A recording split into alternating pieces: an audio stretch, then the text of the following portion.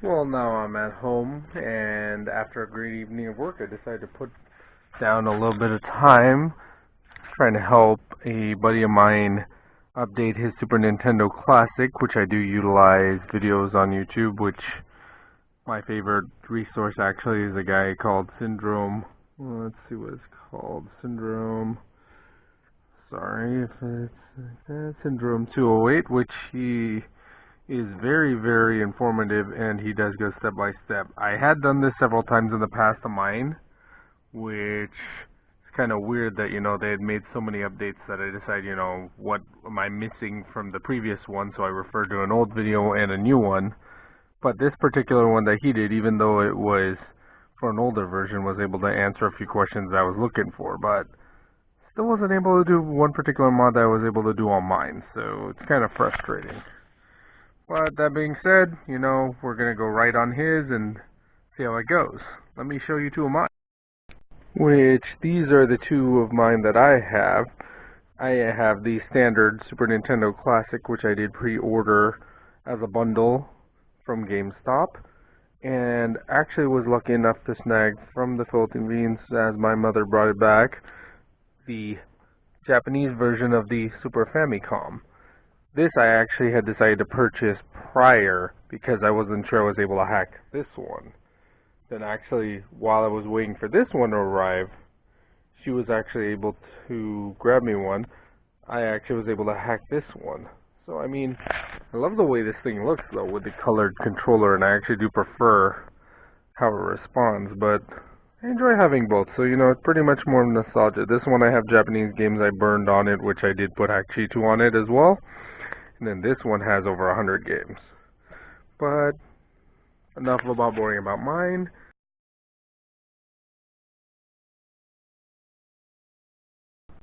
And based on the steps provided, we do have several games that we are placing on here aside from the original.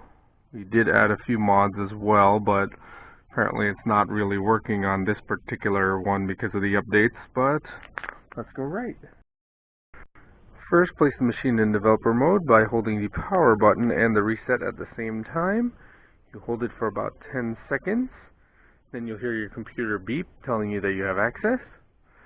And then after that, you add all the games, and you do also have the option to add the cover art by hitting the Google button. It'll search for results around you, and you pick the one that you want. Obviously, pick one that corresponds with the game, because, there might be other suggestions, like for Mega Man Soccer, you have Mega Man X, which obviously is wrong. So, let's hit Synchronize Games, and you will see what's going on. So click that. Now you'll see the machine respond. Actually, so I hit synchronize, and we should see this thing turn on in a moment. So now the light turned on that. You actually don't want it to do that, but it wasn't responding and it was acting funny, so moment we'll just see it start to write. So you heard it turn on. Now it says Hakchi. So what's going to happen now is it's going to write the games. And take a moment, so please be patient.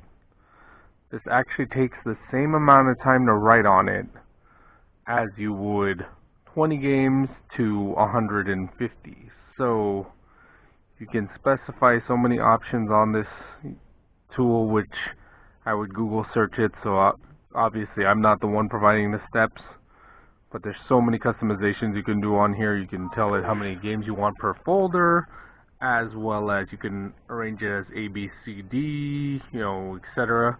Like mine, because I have so many games, I arrange it by alphabet, and it kind of works in my case, so I don't have to look through each cover art and say, which game am I playing?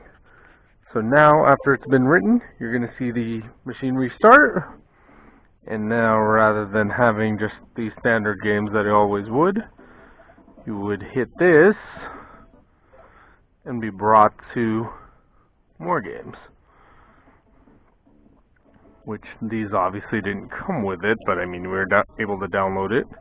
And let's test that Mega Man Soccer game.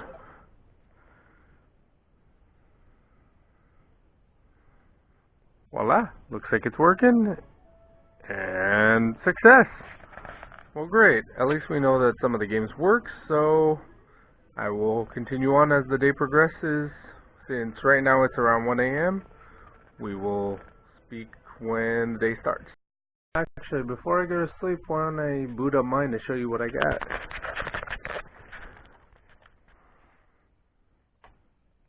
The light turned on, the familiar Super Nintendo lights. And this particular one actually has over 100 games. The Super Nintendo Classic US looking one.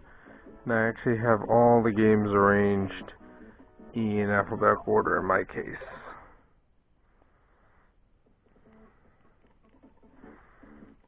So you have 4 games under A. And for example, say something like S, which I mean Super is pretty much in a lot of games. You have a lot of options like Saturday Night Slam Master, Shaq Fu. I just decided added in.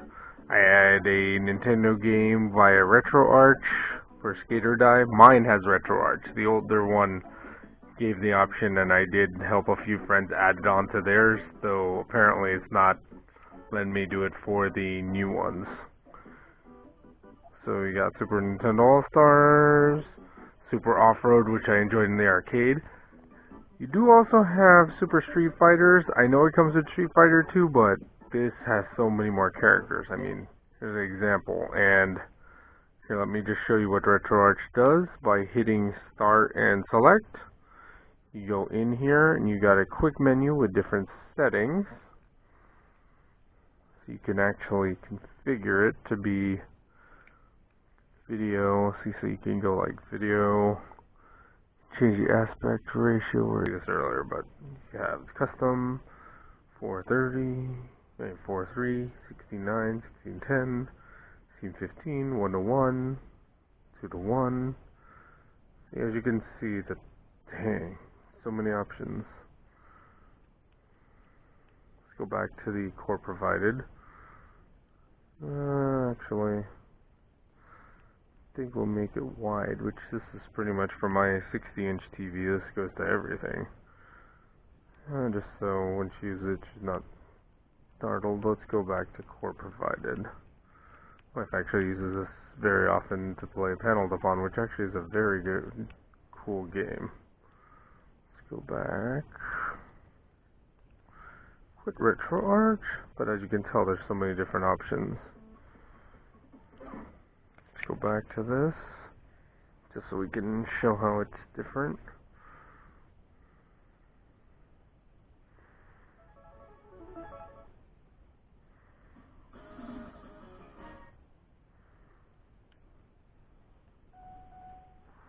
Let's go Super Battle, just to show. So you have different characters like, you have Cammy, DJ of course,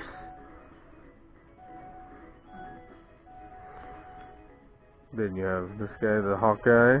Let's go back out of this game though. And let's go, say, to a different area. In your Super Nintendo Classic, you can always save files. If you are going to hack it, remember to save the prior files into like a USB drive, or you just remember that they're going to get deleted, because when you do the mod, you'll see that here there may be a data file, but all of a sudden you'll notice it might not work. Like, for example, let's say, so, when we go back,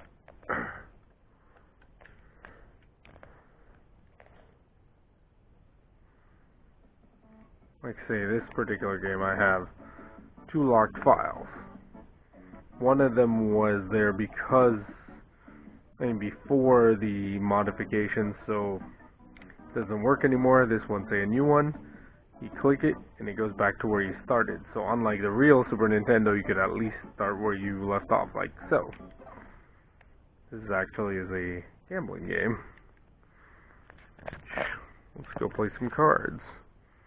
What the? Uh-oh. It may have overwritten it. That's kind of interesting. Let's try it again. Go back in here.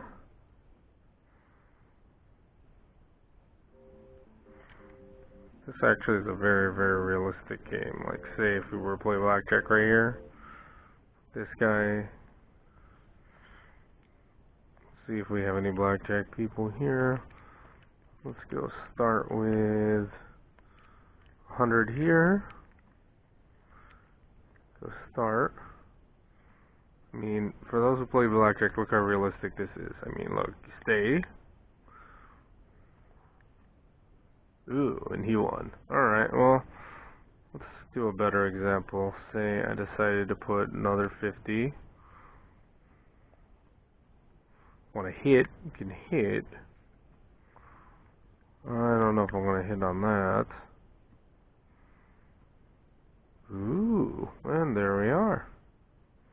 More money, yay.